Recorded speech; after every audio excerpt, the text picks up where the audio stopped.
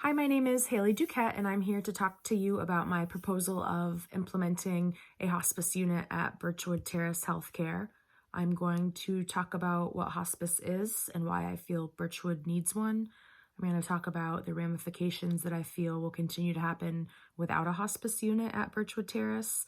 I'm going to talk about the proposal in depth, along with the budget, the benefits, and I want to start and talk about some of my experience.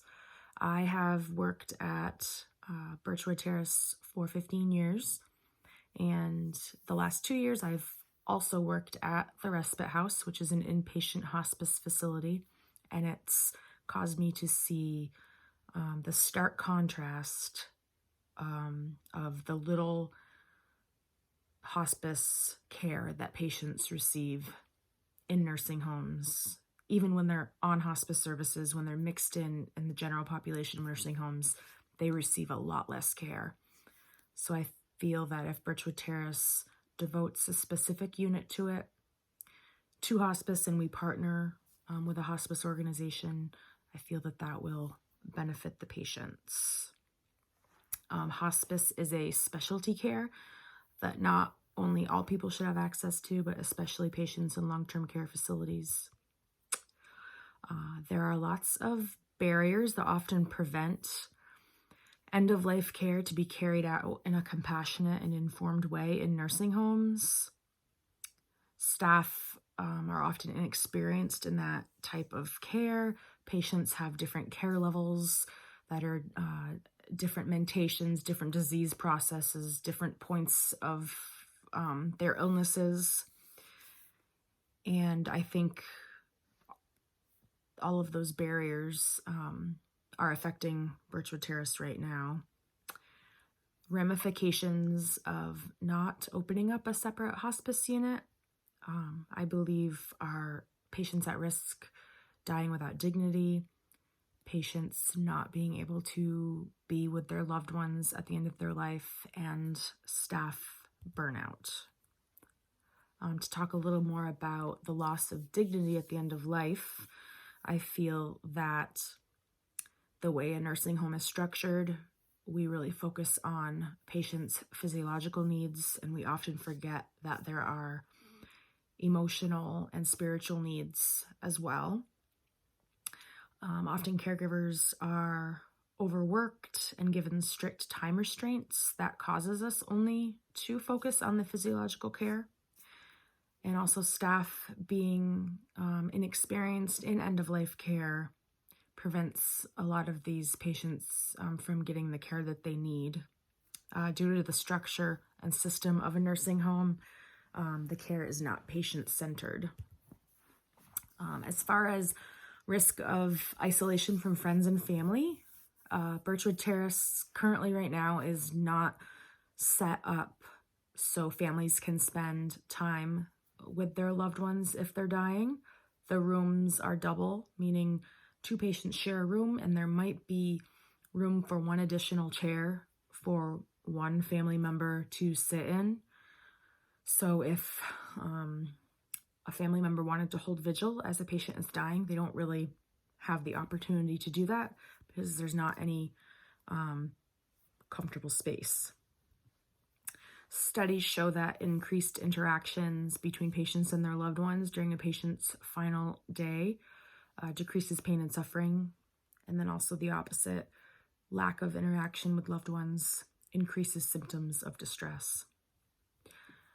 I also think staff burnout can happen from nurses and LNAs who have not been educated in end-of-life care, often do not want to take care of these patients. In a nursing home setting, they usually have no choice of who they want to care for, and I think that's when the burnout can occur. Staff burnout is further at risk because of the high needs of nursing home patients who are not nearing the end of their lives. They generally have several comorbidities, and they take up an extended period of time with caring for them. Doesn't leave a lot of time for the patients approaching the end of their life. Staff can feel guilty, and that also can lead to burnout. So what I am proposing is I'm proposing a 10-room hallway. 8 of those rooms be constructed to be private hospice rooms for patients.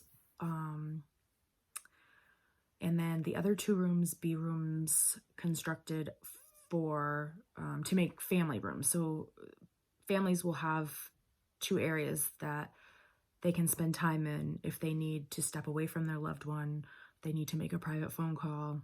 It would just be another place of comfort for them to hang out in. Like I said, all the rooms will be renovated into private rooms. All of the bathrooms will be renovated to meet the needs of the patients who are approaching the end of their lives. Track systems will be placed on 4 of the room ceilings to help transfer patients who cannot stand up anymore into the bathroom or into a recliner chair or wherever they need to go.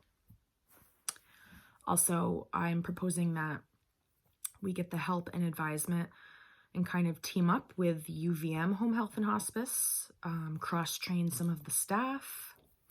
So that will end up, the patients will then receive specialized end-of-life care from certified hospice caregivers.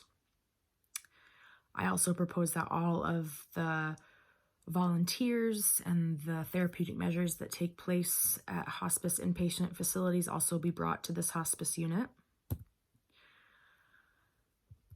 Those include holistic therapies such as Reiki,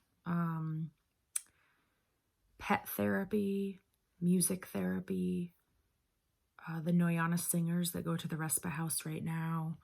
Also just volunteer one-on-one if a patient needs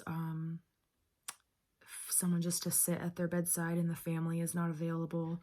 We have one-on-one volunteers to do that. And the budget. So the budget that I constructed is $539,000, and it will take a total of 8 weeks to do. The bathroom renovations, all of the room renovations, the 2 family room renovations. I also think the hallway needs some new interior decorating to make it more of a special unit. Labor, staff training, any LNAs or nurses that want to work on the hospice unit, there will be special training sessions. And some of the LNAs and nurses that already work for UVM Home Health Hospice, they will also be there to help with the training. I believe that the benefits of this project will just be incredible. I think the goal of this project obviously is to improve the lives of patients who are approaching the end of their lives and to give families the space to be with them. I think that this hospice unit would not only improve the lives of the patients and families, but I also think it would improve the lives of the staff that work at Birchwood. Like I said at the beginning, hospice is a specialty and we should treat it as such. In my research, there are a few other nursing homes in the state that have implemented separate hospice units, one being Helen Porter Nursing Home in Middlebury. They have a small hospice unit. I believe it's only 3 or 4 beds, but they teamed up with Addison County Home Health and Hospice, and they have that area available for Helen Porter Nursing Home patients that want to start on hospice services if they can come over to that unit. And it's been very successful and the community is very grateful for that. So I hope that you will look over my final report and want to move forward with this project. And I hope to work with you. And are there any questions?